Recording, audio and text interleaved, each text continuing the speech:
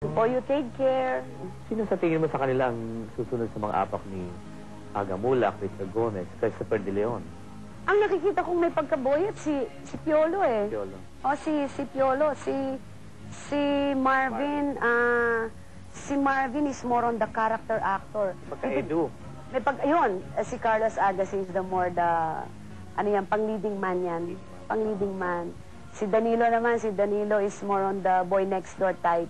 The star for all seasons in a season of renewed hope and strength.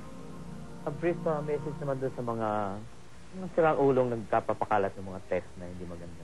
Huwag na naman po. Aaminin ko, it's not easy for me also.